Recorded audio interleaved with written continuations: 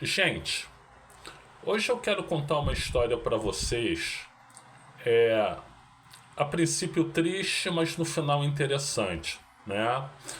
Bom, eu há muitos anos sou estudioso do calendário do futebol brasileiro, tenho livros publicados, tenho textos publicados em mídias relevantes e tudo isso, né? E alguns me consideram inclusive o maior especialista em calendário do futebol brasileiro. Eu não me tenho nessa conta, mas eu acho que eu sou um dos principais especialistas, né? Junto aí do Lindbergh Aziz Curi, do Horácio Wendel, do Marcelo Paciello, do Adriano Ávila, né? Do João Henrique Areia, sobretudo, do Amir Somog. Enfim, são grandes estudiosos do calendário, eu sou um deles, né? Bom, em determinado momento, isso se eu não me engano foi em 2017 ou 2018, eu fui convidado para dar uma palestra sobre o calendário do futebol brasileiro numa instituição de ensino, né? E aí o coordenador lá do curso de esportes, ele me prometeu mundos e fundos, né? Uma plateia vasta, seria aberta ao público, poderia ter doação de alimentos para estimular o pessoal aí.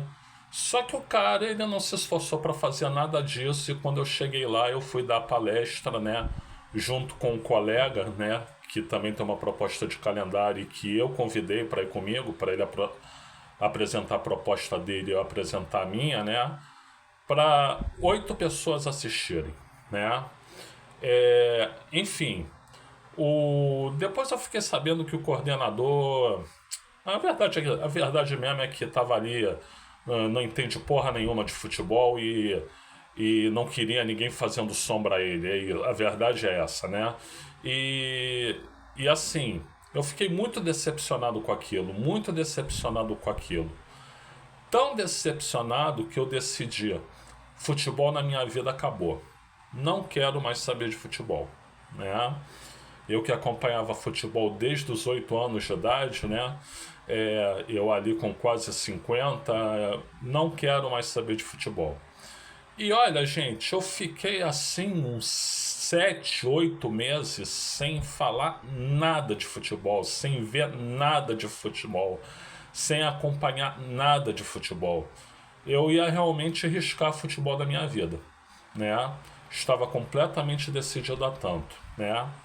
Mas aí um dia, fuçando no YouTube, e não sobre futebol, mas sobre assuntos em geral, eu estava lá no YouTube e apareceu assim, um vídeo com uma capa assim: Leandro, o Papa da Lateral, né? Então eu tive curiosidade de ver. Eu já não via futebol há uns 8 meses, né?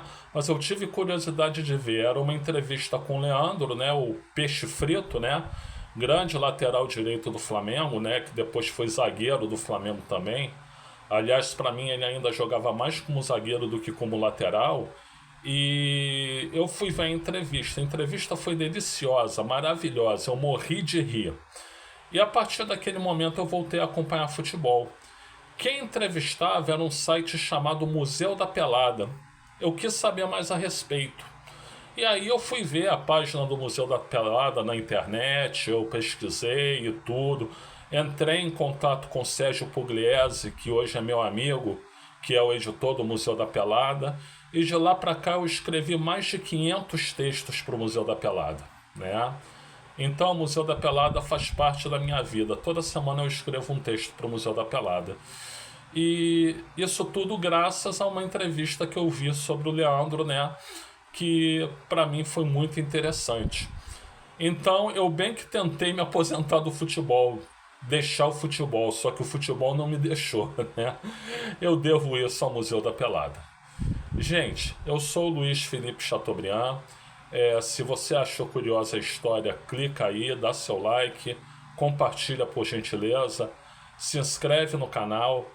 Teu dedo não vai cair, como o Ricardo Feltrin diz, teu dedo não vai cair se você clicar no inscreva-se e ativa o sininho por gentileza. Muito obrigado pela assistência.